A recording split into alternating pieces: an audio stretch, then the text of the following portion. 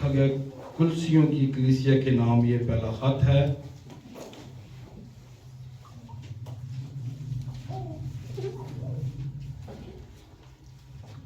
पानी लेने गया होगा, आप ये अगर उसे कहें कि जल्दी ले आए, मेरा गला बहुत ज़्यादा खुश्क हो जाता है बार बार। शायद मैं पूरा हफ्ता तकरीबन मैं बेड पे ही रहा हूँ, मैं बाहर नहीं निकला, कल ही बाहर निकला हूँ। तो कल भी जब मैं निकला हूँ तो मेरा सर बहुत ज़्यादा दर्द कर रहा था, लेकिन ऊपर खड़ी हो जाए खुदा उनके कलाम की ताज़ीम के लिए, और हम हवाला तलावत करेंगे।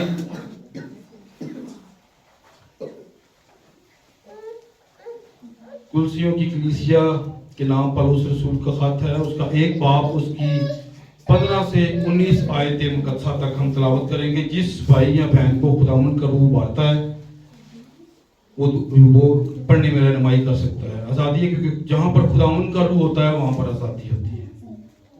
वो अनदेखे खुदा की सूरत और तमाम मखलूकात से पहले मौजूद है, क्योंकि उसी में सब चीजें पैदा की गई, आसमान की हो या जमीन की, देखी हो या अनदेखी, सख्त हो या रियासतें या हुकूमतें या इख्तियारात, सब चीजें उसी के वसीला से और उसी के वास्ते पैदा हुई हैं, और वो सब चीजों से पहले है और उसी में सब चीजें कायम रहती हैं। और वही बदन यानी कलीसिया का सर है, वही इब्तदा है और मुर्दों में से जी उठने वालों में पहलोठा, ताकि सब बातों में उसका अव्वल दर्जा हो, क्योंकि बाप को ये पसंद आया कि सारी मामूरी उसी में सुकूनत करे। खुदावंद के पाक कलाम के पढ़े और सुने जाने पर खुदावंद की बरकत।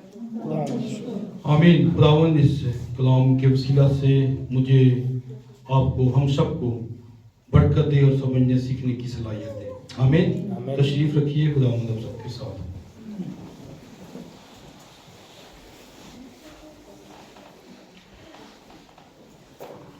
मेरे अजीजों, आज हम खुदा के पोशीदा भेद को सीखने की कोशिश करेंगे।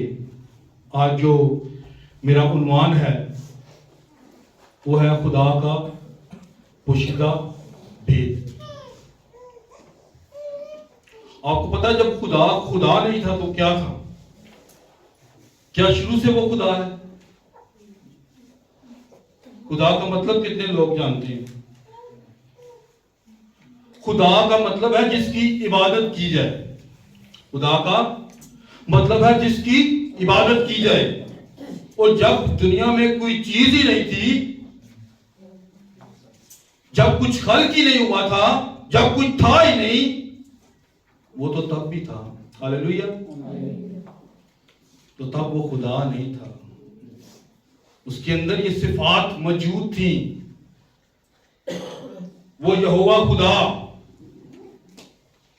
वो याहवे, अज़ली अबदी खुदा, वो तब भी मौजूद था।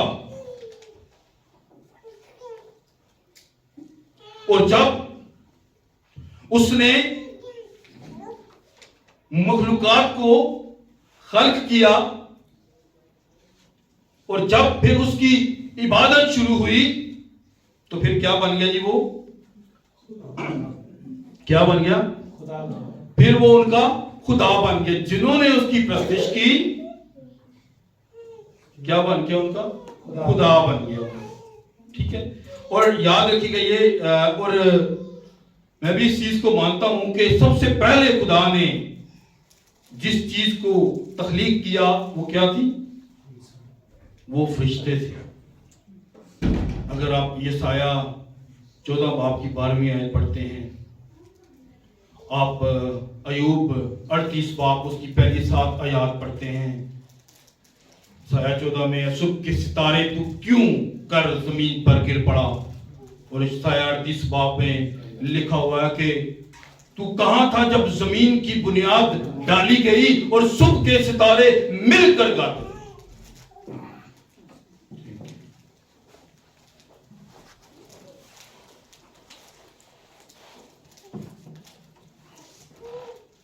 जी, मेरी राय यही है, मैं इसी को मानता हूं। और फिर मेरे अजीजों, उसने अपनी तख्लीक मुकम्मल की। उसने क्या किया? चीजों को खल्क करना शुरू कर दिया। आज हम खुदा की जात अक़दस के मतलब सीखने की कोशिश करेंगे मेरे अजीजों। वैसे तो उसकी जात तक पहुंचना बहुत मुश्किल है, लेकिन जब वो अपने रूह को अपने लोगों पर उंडेलता है तो फिर मेरे अजीजों वो हर एक भेद जो है वो उस पर आश्कारा करता है। क्योंकि दाऊद नबी ये फरमाते हैं कि तेरे अबशारों में गिराओ गिराओ को पुकारता है। जब आप रूह में आ जाते हैं तो मेरे अजीजों फिर रूह ही रूह की बातों को समझ सकता है। सो इसलिए हम देखते हैं कि फिर जब उसकी इबादत शुरू हो गई तो वो उनका खुदा हो गया। खुदा का क्या मतलब है? जिसकी इबादत की जाए। और खुदा कोई नाम नहीं है। जमीन पे बथेरे खुदा हैं, बथेरे खुदावन हैं। और आपने पैदाइश में ये पढ़ा होगा, जब उसने चीजें बनाई तो लिखा खुदा ने इब्तिदा में जमीन और आसमान को पैदा किया। खुदा ने बीजदार बूटियों को बनाया, खुदा ने इंसान बनाया। ये सब कुछ खुदा ने बनाया। जब सब कुछ बना चुका तो फिर लिखा कि खुदावंद खुदा।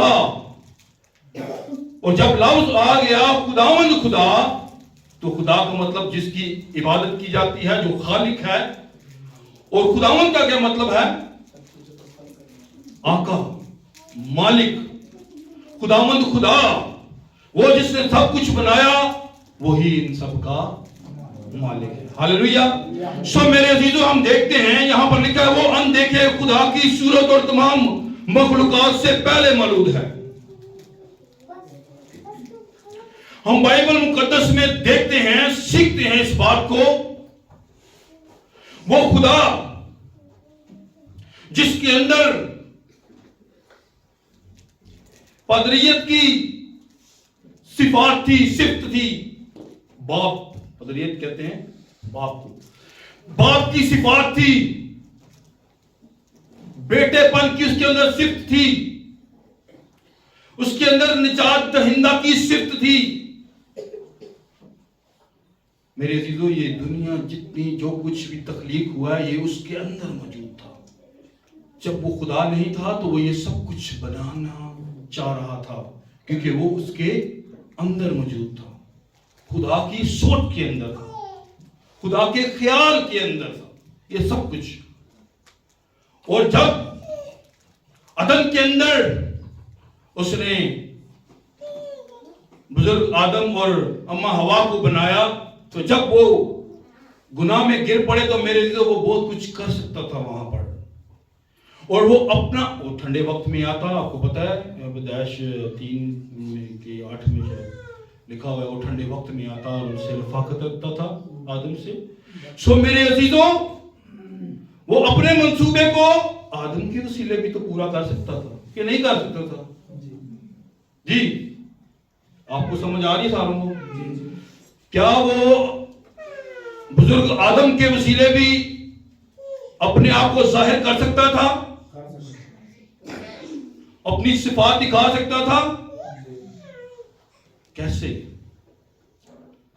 आदम के वसीला तो वो एक बाप की सिर्फ जाहिर कर सकता था, बेटे की कैसे करता? बेटे की सिर्फ फिर कौन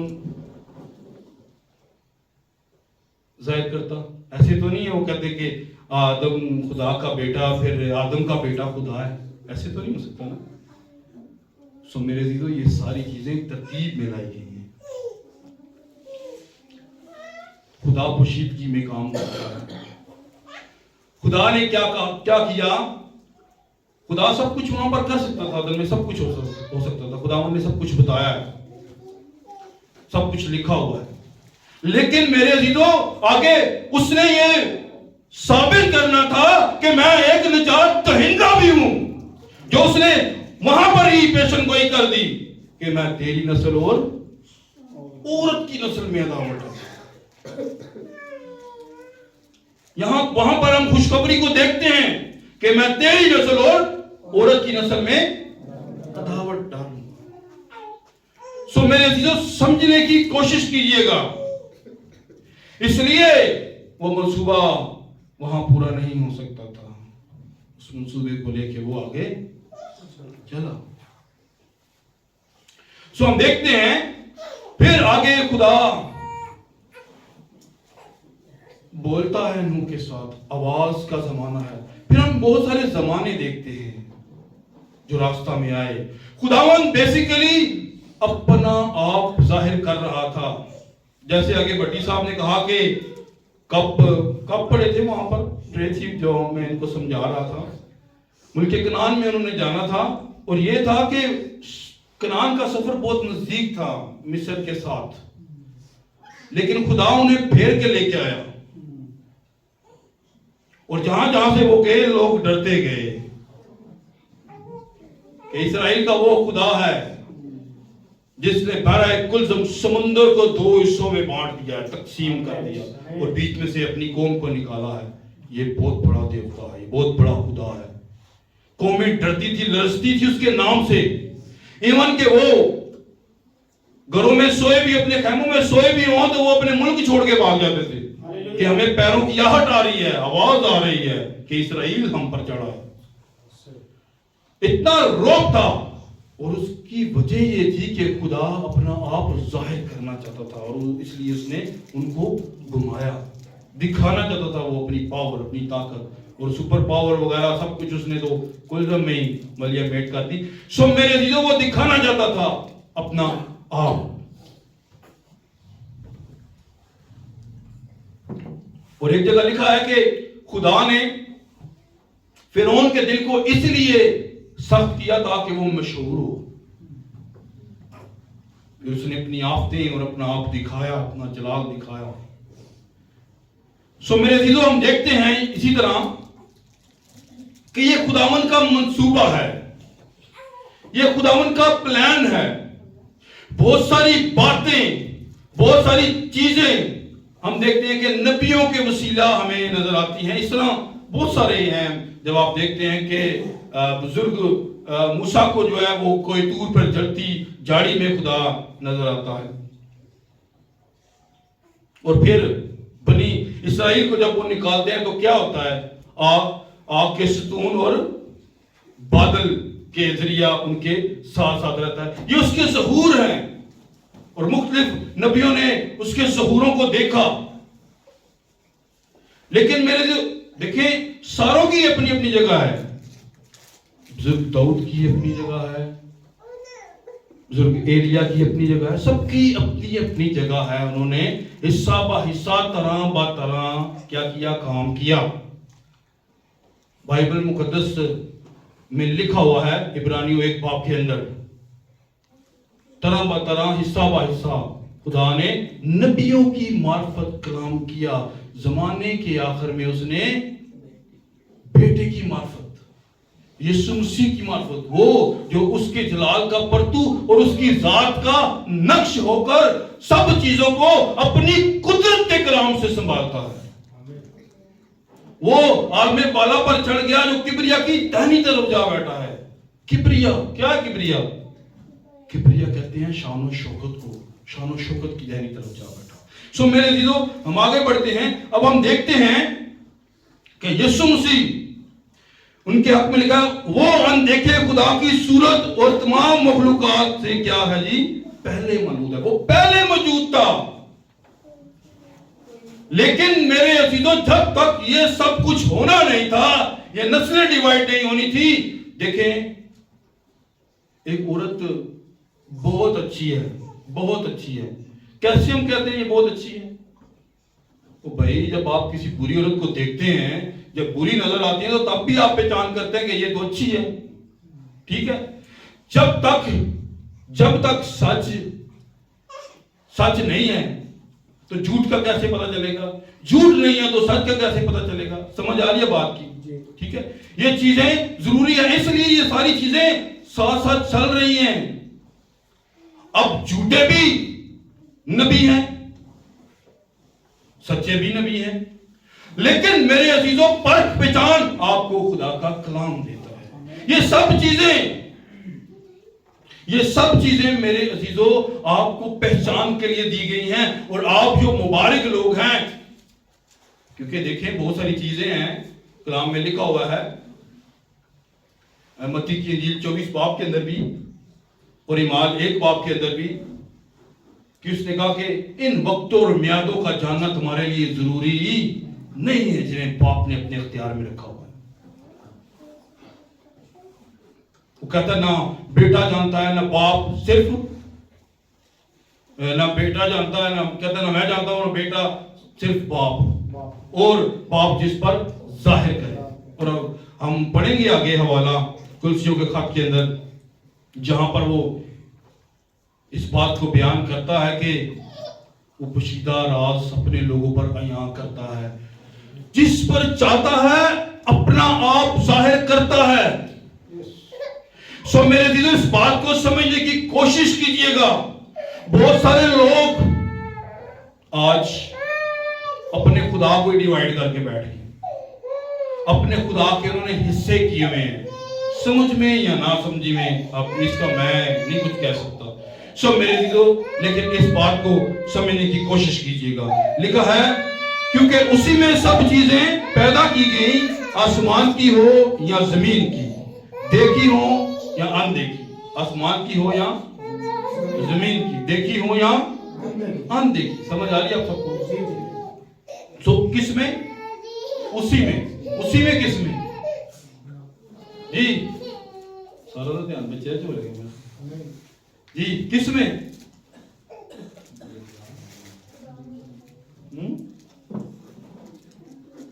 पता नहीं क्या सुन रहे हो। क्योंकि उसी में सब चीजें पैदा की गई, आसमान की हो या जमीन की, देखी हो या अनदेखी, तख्त हो या रियासतें या हुकूमतें या इख्तियारात, सब चीजें उसी के वसीला से और उसी के वास्ते पैदा हुई जी, यीशु मसीह में। हालेलुया। इब्रानियों 13 बाब की 8 आयत में पढ़ते हैं, यीशु मसीह कल आज बल्कि अब तक यकसा है। इब्तिदा में क्या था? इब्तिदा में कलाम था, और कलाम खुदा के साथ था, और कलाम ही खुदा था, और कलाम मुजस्सम हुआ। जब आप पढ़ते हैं तीमुथियुस, पढ़े तीमुथियुस 3 बाब को,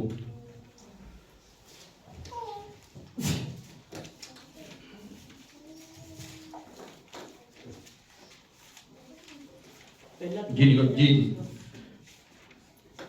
पहला तीमुथियुस 3 बाब की 16।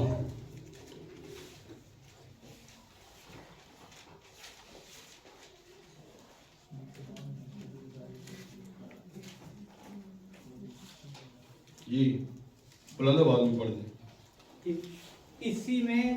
इसी में कलाम नहीं के दीनदारी का भेद बड़ा है, यानी वो जो जिस्म में जाहिर हुआ और रूह में रास्तबाज ठहरा और फरिश्तों को दिखाई दिया, और गैर कौमों में उसकी मनादी हुई, और दुनिया में उस पर ईमान लाए, और जलाल में ऊपर उठाया गया। आमीन। इसमें भेद, इसमें क्या है जी? इसमें भेद नहीं, दीनदारी का ये बड़ा भेद है लिखा हुआ है। वो जो जिस्म में जाहिर हुआ, किसमें? कौन? वो जो जिस्म में जाहिर हुआ। इंग्लिश में गॉड लिखा हुआ है, सीधी सीधी, ठीक है। इंग्लिश में आप पढ़ते हैं तो गॉड लिखा हुआ है। खुदा जो जिस्म में जाहिर हुआ, रूह में रास्तबाज ठहरा। ये यीशु मसीह की बात हो रही है, ये उसका ज़हूर है। खुदा का किस लिए? क्योंकि मेरे अजीजों, जब इंसान गुनाह में आया तो वो इस जिस्म की हालत में था। जब वो गुनाह में आया, रूह में नहीं आया था, जिस्म की हालत में आया था।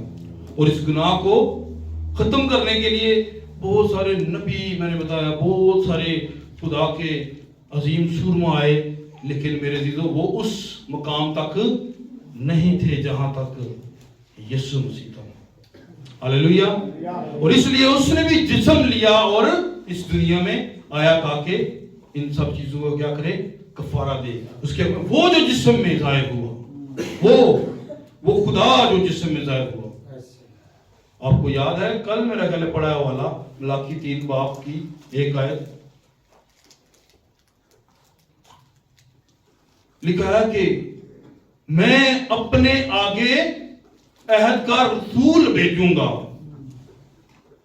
और मैं आऊंगा। लिखा है, और खुदावंद जिसके तुम तालिब हो ने कहा अपनी हैकल में आ मौजूद होगा। कौन? वो यहोवा खुदा। मेरे अजीजों याद रखिएगा, उसकी जात में शिर्क नहीं है। शिर्क हम करते हैं लेकिन उसकी जात में शिर्क नहीं है।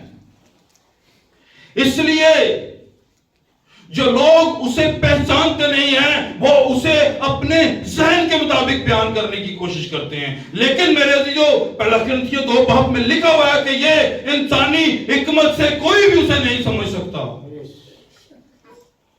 और उससे अगर आपने सीखना है तो आपको ईमान में आना पड़ेगा, क्योंकि ना आपने कुछ ऐसी चीजें देखी हैं। ईमान का क्या मतलब होता है? खुदा को कभी आपने देखा है? उसे मानते हैं ये ईमान है। फरिश्तों को भी देखा है, मानते हैं इसको ईमान कहते हैं। नबियों को देखा जिन्होंने बाइबल लिखी है, मानते हैं इसे ईमान कहते हैं। यीशु मसीह को नहीं देखा, उसे सलीब पर चढ़ते नहीं देखा। बहुत सारी दुनिया जो कहती है कि नहीं वो जिंदा उठाया गया, उसने सलीब नहीं ली, लेकिन आपका ईमान है कि उसने सलीब हमारे लिए ली है।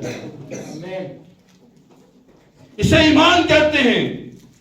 इब्रानियों 1 के मुताबिक, उसकी पहली आयत याद है आपको? अब ईमान इत्माद की गई चीजों का इत्माद, उम्मीद की गई चीजों का इत्माद और अनदेखी चीजों का सबूत है। सो मेरे अजीजों, अनदेखी चीजों का सबूत है। ये नहीं जो लोगों ने घरों में तस्वीरें लगाई होती हैं और जी ये हमारे यीशु मसीह हैं, स्टैचू रखे होते हैं, ये जी हमारे यीशु मसीह हैं। ये बुत प्रस्त लोगों का काम है, ये ईमानदार लोगों का काम नहीं है। ईमानदार लोगों का क्या काम है? इस कलाम पर आमीन करना। हालेलुया। कलाम जो कहता है, भाई फरमान जो कहता है वो नहीं, लोग जो कहते हैं वो नहीं, तंजीमें जो कहती हैं वो नहीं, प्रोफेसर डॉक्टर रेवरेंड जो कहते हैं वो नहीं, जो बाइबल मुकद्दस कहती है उस पर आमीन करते हैं, वो ईमानदार हैं। जो अपने वक्त को पहचानते हैं कि वक्त के मुताबिक हमें कहां पर होना चाहिए, वो ईमानदार है मेरे अजीजों। इसलिए याद रखिएगा, बाइबल मुकद्दस हमें सिखाती है जहां 2 या 3 मेरे नाम से जमा होंगे मैं उनके दरमियान मौजूद हूं। फिर हमें तस्वीरों में से खुदा नहीं नजर आता, फिर हमें खुदा महसूस होता है। बदनसीब है वो इंसान जिससे उसका खुदा बात नहीं करता। आप खुदा पे यकीन माने, मैं बहुत सख्त बीमार था। मेरी बेगम मुझे जबरदस्ती हॉस्पिटल लेकर गई, तो वहां पर डॉक्टर ने भी कहा बड़ा तेज बुखार है आपको, तो ड्रिप वगैरह उन्होंने इंजेक्शन दिया, ड्रिप वगैरह लगा दी। मैं वापस आया, मैंने बेहतरी महसूस की, खुदावन ने बात की। आप में से शायद किसी को पता होगा, मैं पहले तमसील डेली बयान किया करता था, फिर मैंने दोबारा से वो तमसील का एक सिलसिला कंटिन्यू किया। मुझे बहुत ज्यादा कॉल्स आई, बहुत ज्यादा मैसेजेस आए, बहुत ज्यादा कॉल्स आई। मैं हैरान हो गया कि खुदावंद इतने लोग हैं जो प्यार करते हैं। सो मेरे चीजों खुदावंद ने मेरे साथ बात की कि तमसील सुना। फिर मैंने वहां पर एक तमसील सुनाई, वो भेड़ वाली अक्सर मैं सुनाता हूं जिसके पीछे भेड़िया लग जाता है। सो मेरे अजीजों, वहां पर खुदा मेरे साथ ये बात कर रहा है और कहता है वो बदनसीब लोग हैं जिनसे मैं बात नहीं करता। सो मेरे अजीजों, क्योंकि हमारे पास वक्त नहीं होता खुदा से बात करने का। दुनिया के मामलात, दुनिया की टेंशनें, दुनिया की मजबूरियां और पता नहीं क्या क्या, उन सब के लिए हम वक्त कहीं ना कहीं से निकाल कर ले आते हैं। लेकिन जब बारी खुदा की आती है तो हमारे पास वक्त नहीं होता। उस वक्त हमारे पास इतने बहाने होते हैं, इतने बहाने होते हैं कि पानी का मुंह ऐसे ही बंद हो जाता है। ओ यार, इनमें भी मसला है, इनमें भी मसला, यह मसला हो गया, वो मसला हो गया, फलाने मसले। ये सब बहाने हैं, ये शैतान रुकावटें डालता है। जब आप उन्हें अबूर करके चले आते हैं, हम कल बात कर रहे थे कि ब्रदर ब्रूनो ने बहुत अवेयरनेस दी है, बहुत सारी बातें गहराई की हमारे साथ शेयर की हैं। खुदा उसे बरकत दे जहां के भी है। मेरे अजीजों, हकीकत में हम उसे याद करेंगे जब वो जाएगा यहाँ से। बहुत गहरी गहरी बातें वो सिखा रहा है। लेकिन दिलचस्पी की बात है, अगर हम शौक रखेंगे, दिलचस्पी रखेंगे तो हमें समझ आएगी।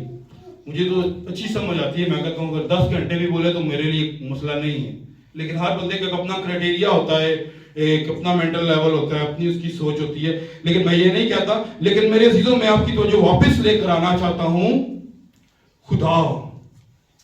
जब आप खुदा को समझ लेते हैं, सीख लेते हैं, तो यकीन माने जो खुदा को समझ गए हैं, जो खुदा को सीख गए हैं, जिन्हें खुदा की खुदाई का पता चल गया है,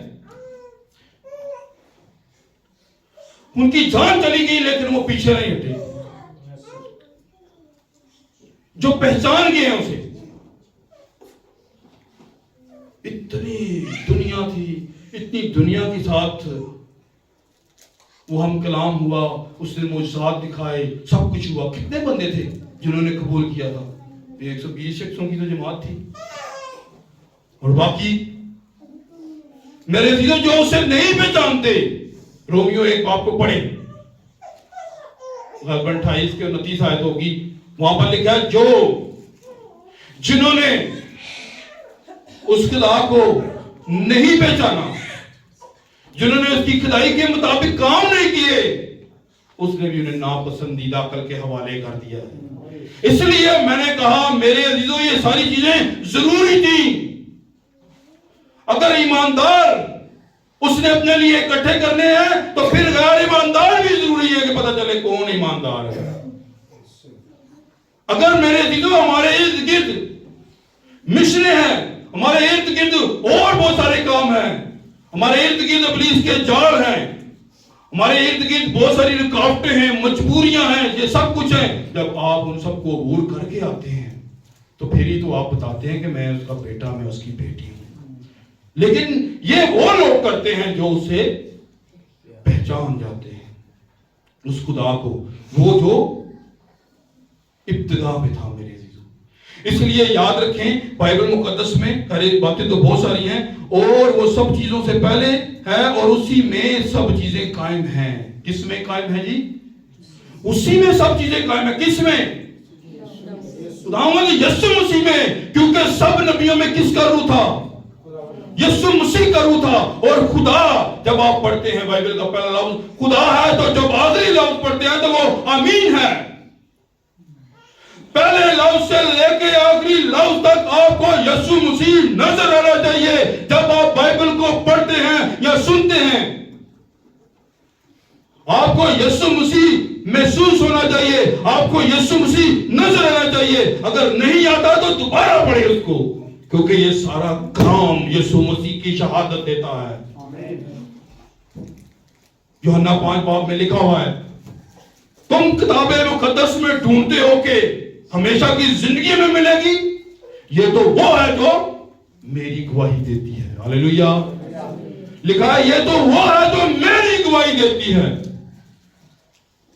पैदाइश से लेके मखाशवा तक एक कलाम यीशु मसीह की गवाही देता है। आदम मिस्ले मसीह है। जैसे आदम हवा के पीछे चला गया और अदन से बाहर निकाला गया, ऐसे ही आपका यीशु मसीह, मेरा यीशु मसीह, वो तो गुनाहगार नहीं था ना? क्या उसने गुनाह किया था? वो हमारे लिए आ गया। उसने अपने आसमान को हमारे लिए छोड़ा और हमारे गुनाह अपने ऊपर ले लिए। उसने वो लानती मौत गवारा की जो सलीब पे दी जाती है। बल्ली पे लिखा है, जो बल्ली पे लटकाया जाता है वो लानती है, लकड़ी पे जो लटकाया जाता है वो लानती है। लिखा है उसने हमारी लानत मोल अपने ऊपर ले ली। क्या थी लानत? वो दुनिया का गुनाह था, वो दुनिया की बदकारी थी जो उसने अपने ऊपर ले ली थी, ताकि ये दुनिया के ऊपर ये बात ना आए। दुनिया का जो कनेक्शन है वो जिस तरह अदन में खुदा आदम के साथ रफाकत करता था, ठंडे वक्तों में मिलता था, वो बहाली के लिए आया था कि ये बहाल हो जाए।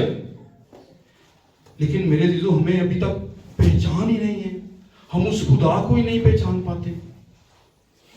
बहुत उसके टुकड़े करते हैं, बहुत सारे सवाल हैं। बाप अलग खुदा है, बेटा अलग खुदा है, रूह कुदस अलग खुदा है। तो मेरे अजीजों बाइबल मुकद्दस में तो लिखा है हर एक घुटना उसके आगे झुकेगा, वो आसमानियों का हो या जमीनियों का हो। तो फिर मुझे बताएं, ऊपर अगर बाप का भी घुटना है ना और रूह कुदस का घुटना भी है, तो क्या वो बेटे के आगे झुकेंगे? ये एक अजीब सी बात नहीं है मेरे अजीजों? जैसे बाप भी आपने पढ़ा है कि बाप को पसंद आया कि रूहियत की सारी ममूरी उसमें मुजस्सम होकर सुकूनत करे। बाप को ये पसंद आया कि सारी ममूरी उसमें मुजस्सम होकर सुकूनत करे। बाप पूरे का पूरा उसके अंदर मुजस्सम था। हालेलुया। वो जो जिस्म में जाहिर हुआ, खुदा जिस्म में जाहिर हुआ। वो जो पुराने ऐतरामा का यहोवा था, नए ऐतरामा का यीशु मसीह है। अलहुयत की सारी ममूरी लिखा हुआ है, मुजस्सम होके उसमें क्या करती थी? सुकूनत करती थी। ये एफएसियों 2 बाब की 9 आयत है, क्योंकि अलहुयत की सारी ममूरी उसी में मुजस्सम होकर सुकूनत करती थी। ठीक है, करती है, और तुम उसी में ममूर हो गए हो। जो सारी हुकूमत और इख्तियार का सर है, सारी हुकूमत और इख्तियार का सर है। कौन है सर? यीशु मसीह। समझे, इसको समझने की बात है मेरे अजीजों। क्या आपको समझ आ रही है?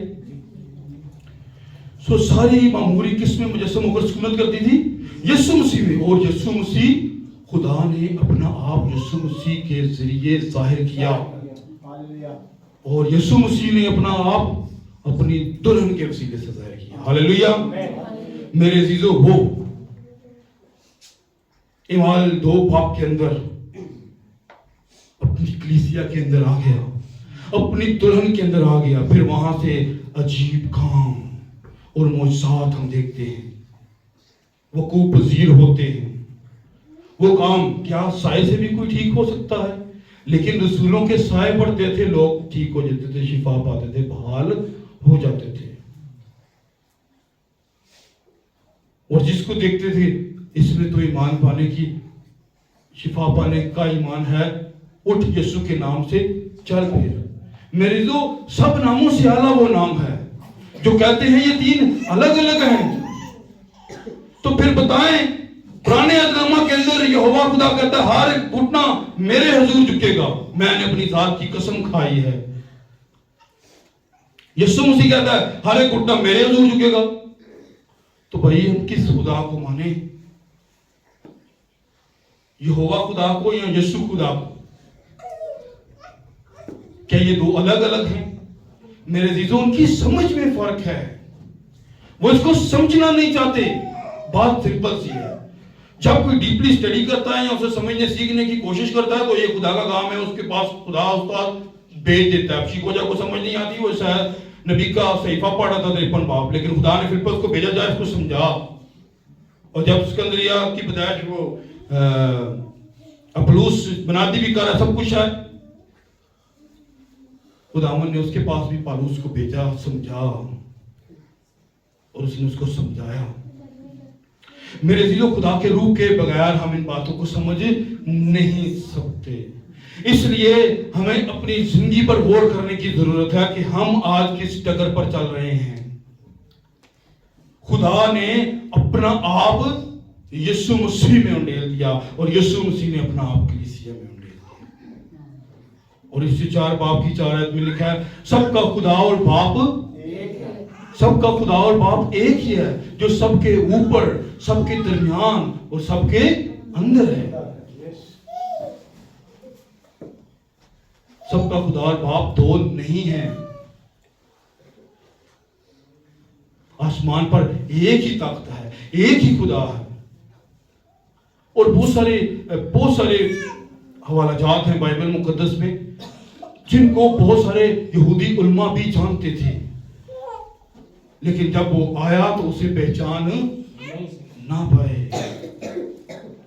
उसने कहा तुम देखते हुए भी नहीं देखते, सुनते हुए भी नहीं सुनते, देखते हुए भी नहीं देखते, सुनते हुए भी नहीं सुनते। सो इसलिए मेरे दिलों इस कलाम पर तवज्जो कीजिएगा, अपनी जिंदगी पर गौर करें कि खुदावंद हमें इस कलाम को समझने सीखने की रूह अनायत करे। हम अपनी जिंदगियों पर तवज्जो करें। क्या हम यीशु मसीह को जानते हैं, पहचानते हैं? हर एक अपना रूहानी खत देखे कि क्या है कलाम में जो लिखा है, क्योंकि बाप को ये पसंद आया कि सारी मामूरी उसी में सुकूनत करे। उसने अपने आप को क्या किया जी? जाहिर किया है। सो खुदावंद आप सबको इस कलाम की वसीला से बरकत दे। चंद बातें मैं करना चाहूंगा कि जैसा कि आपको पता है कि दुनिया में आगे भट्टी साहब बात कर रहे थे कि लोग क्या मना रहे हैं, क्रिसमस मना रहे हैं। तो आप में से कितने लोग जानते हैं क्रिसमस का मतलब?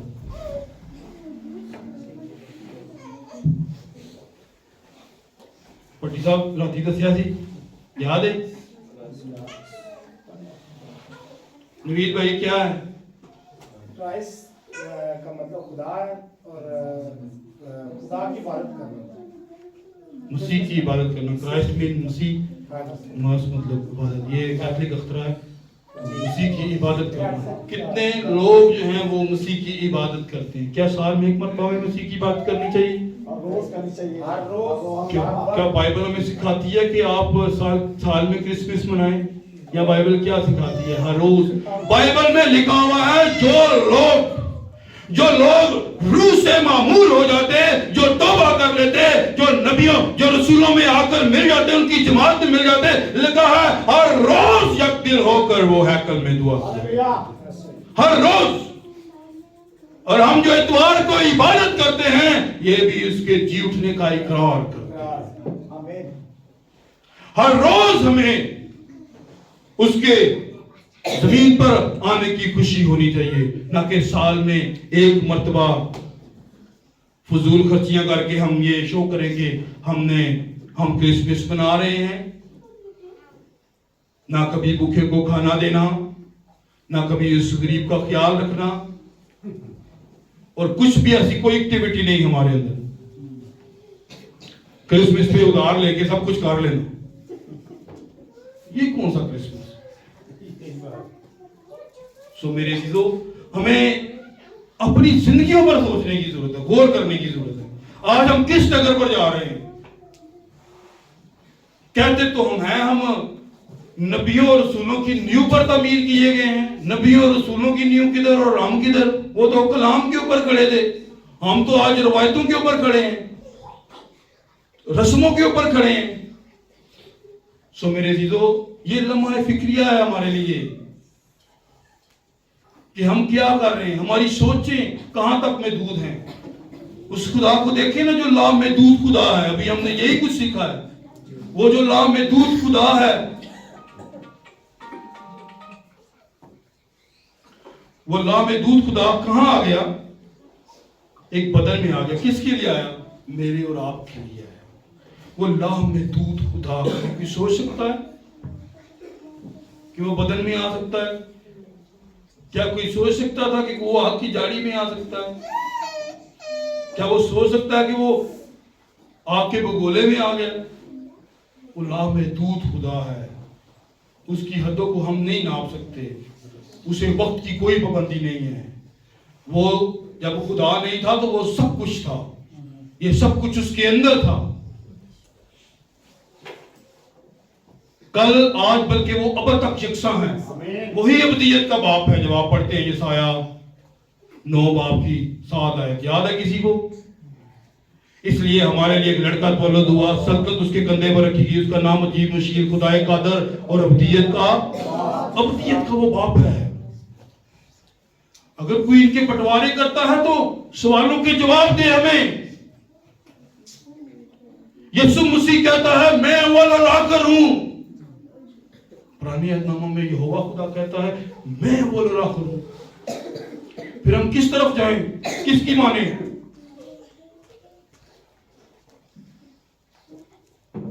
चलिए एक आखिरी हवाला मैं आपको देता हूं, वाले बहुत सारे हैं। ग्रंथियों 15 बाब निकालें।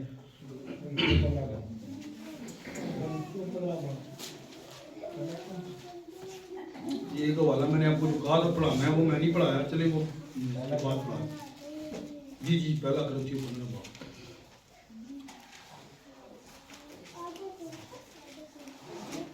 समझ आ रही है सारों को?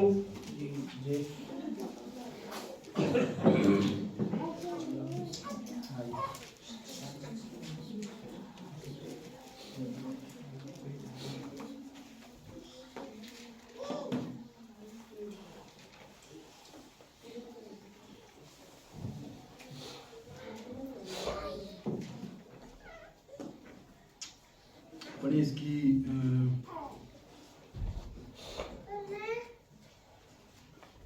28 आयत, 15 बाब की 28 आयत। गौर से सुनिएगा, ये जरा तवज्जो से सुनिएगा।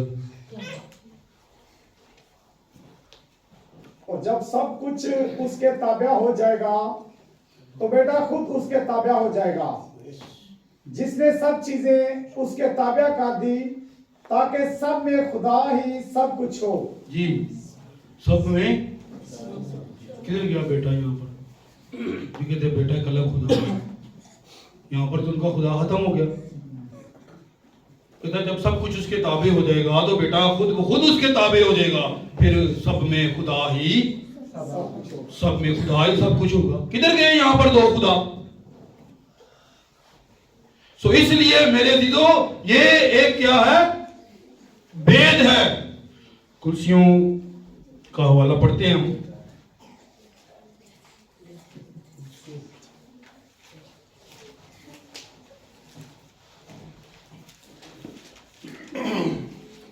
अब पता ना मुकाशवा 10 बाब उसकी समझ में है।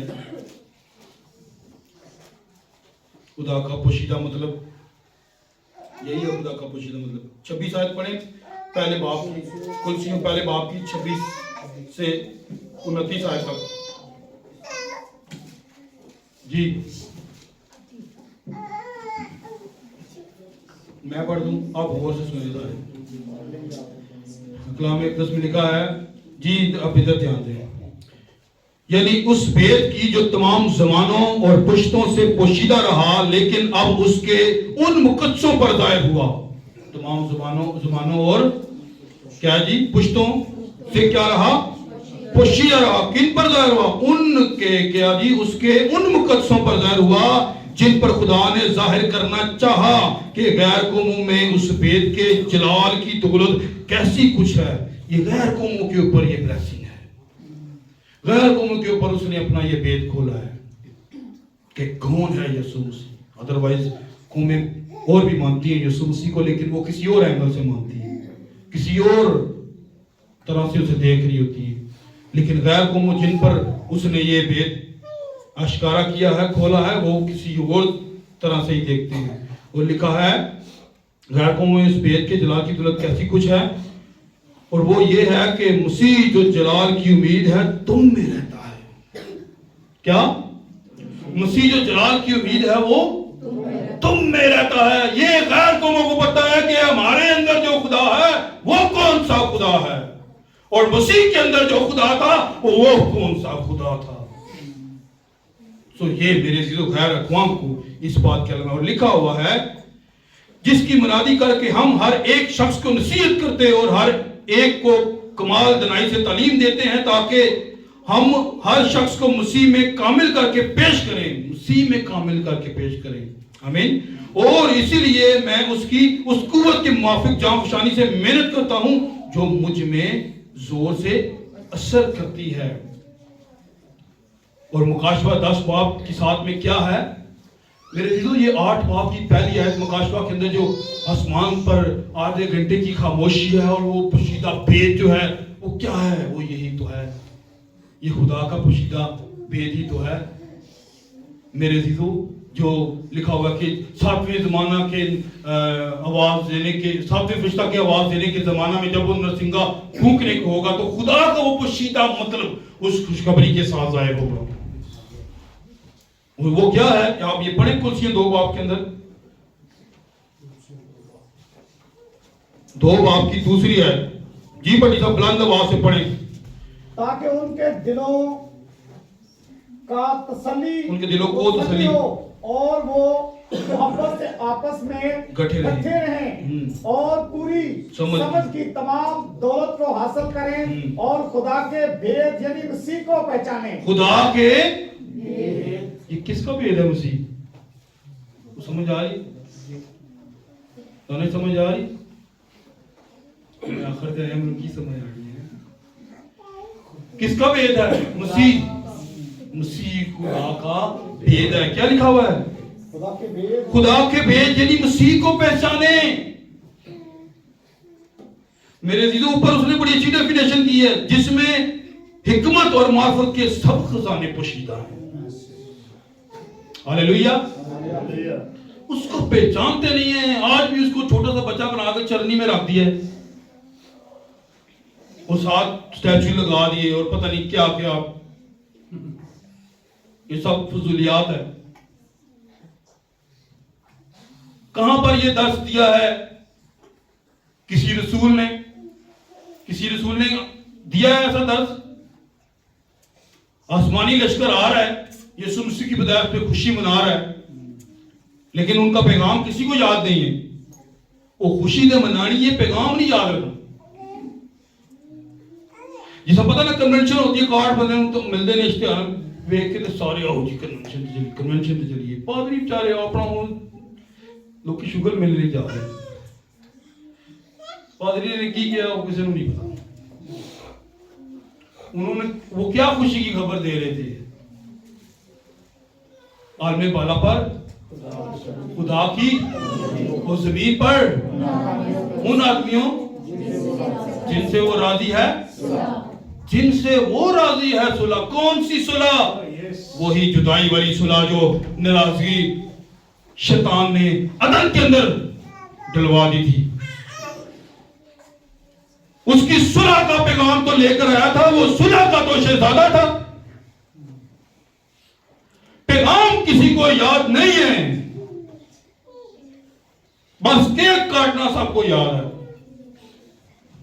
कपड़े लेने सबको याद है, लाइटिंग लगानी सबको याद है, सब कुछ करना सबको याद है, लेकिन जिससे वो राजी होगा, जिससे वो सुलह करेगा, उस पैगाम को कोई याद नहीं रखता। वो कैसे खुश होता है? उसकी मखलूक को आप मारेंगे तो वो आपसे खुश होगा। जी क्यों जी? क्यों नहीं खुश होगा? तो फिर अगर मखलूक हो शरारती तो फिर। मैं एक दफा रावल रोड वाली साइड से आ रहा था, तो एक क्रिकेटर था, कोई मुझे नहीं याद उसका नाम, मेरे साथ गाड़ी में बैठ गया। कहता जी मैंने फलां जगह उतरना है। मैंने कहा ठीक है बैठ गए। बादशाह शुरू हो गई, क्या था जी हम पोल्ट्रियों से बड़ी नफरत करते हैं। मैंने कहा कहता है गंदे कपड़े जुनून से बड़ी नफरत करते हैं, इन लोगों से देखो, इन चीजों से हम कितनी नफरत करते हैं। कहता है यार क्या ये खुदा की मखलूक नहीं है? ये खुदा की मखलूक नहीं है? हम इनसे नफरत क्यों करते हैं? ये कुछ तकरीबन मैं आपको 15 साल पहले की बात बताऊं। कहता है कि क्यों हम इनसे नफरत करते हैं? हम कहते हैं कि यार इनको गोली बंदा मार दे, मार ही दे, साढ़े वासी जो मेरे असी मार ही दईए। कहता यार तो वो क्यों नहीं मारता जिदी मखलूक है? सानू भैड़े लगन देंदे कि उन्होंने नहीं भैड़े लगते, वो मारे ना, उसकी मखलूक है। उसकी मखलूक के साथ बेइंसाफी हम करें और वो हमसे राजी हो, हर उल्टा सीधा काम हम करें और वो हमसे राजी हो, चर्च हम ना आए वो हमसे राजी हो, कलाम हम ना सुने वो हमसे राजी हो, कलाम पर अमल हम ना करें वो हमसे राजी हो, हमें सिर्फ नए कपड़े चाहिए, हमें सिर्फ दुनिया की ऐशो इशरत चाहिए, हमें दुनिया का सुकून चाहिए। अपने चंद मिनटों के सुकून के लिए हम कलाम को ठुकरा देते हैं, चंद लज्जत के लिए, अपनी दुनियावी रफाकत के लिए हम कलाम को ठुकरा देते हैं। तो किस तरह वो राजी होगा? ये भी सारे ये हमारी बातें, हमारी रियासतें ये इतनी मैंने नहीं रखती हैं उसके ज़ोर, वो मैं यहां से भी पकड़ सकता है। ये तो हम सब जानते हैं ना कि कितने बड़े हम फरिश्ते हैं, कितने मुकद्दस लोग हैं हम। कोई जितना मर्जी बड़ा मुकद्दस बन जाए, अगर उसने खुदावन की हजूरी करने के लिए कहीं पे जाना है ना, तो उसकी मखलूक को पता नहीं कितनों को पाँव के नीचे रोन देना है। तो कहे बेटा मेरा ही तू परस्तिश करने के लिए आ रहा, तो पीछे मैंने देख तो सिर्फ मखलूक कितनी मार के आया है, जब तेरी दुआ मैंने नहीं सुनी। तो फिर वो अपनी आई पे आ जाए तो मेरे लिए हम कुछ भी नहीं कर सकते। लेकिन ये उसका फजल है जो वो बेटा बन के दुनिया में आया है, ये उसका फजल है हम पर। जब कोई उसे कबूल कर लेता, आपको पता है गुनहगार जब उसको कबूल कर लेता है तो वो उसके फजल में आ जाता है। और जब गुनहगार उसे रद्द कर देता है तो क्या लिखा हुआ है, वो भी उसे नापसंदीदा, वो भी उसे रद्द कर देता है, रिजेक्ट कर देता है।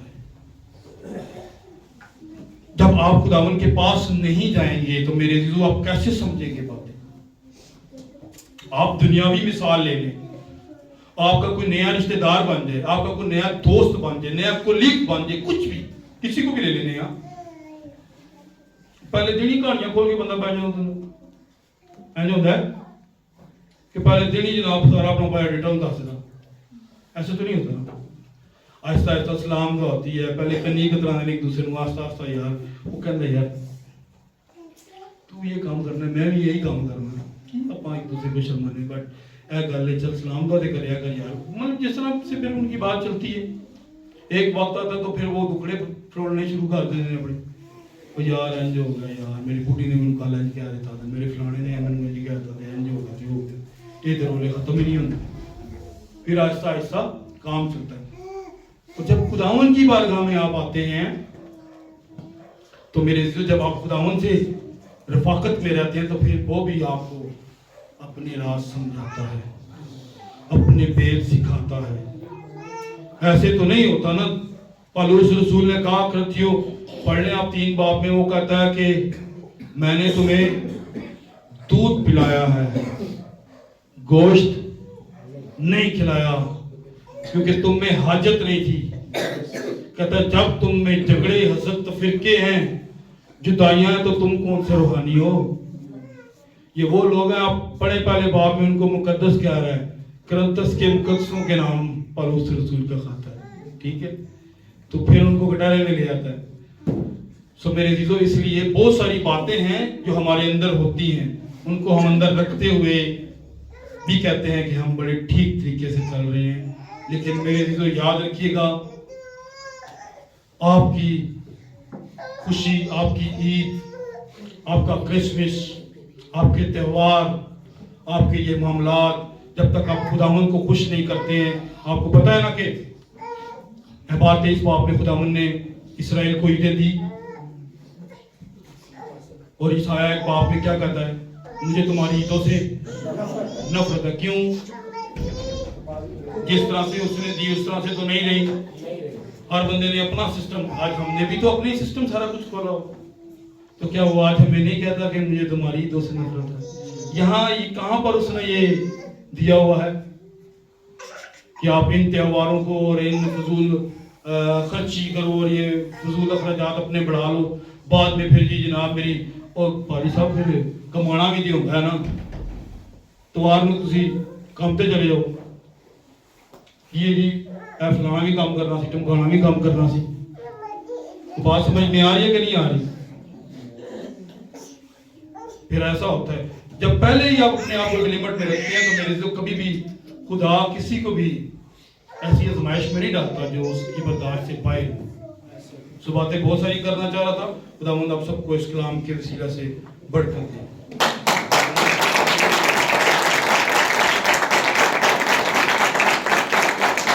हम अपने सबको खुदावंद की हज़ूरी में झुकाते हैं, दुआ करते हैं। जो बहन भाई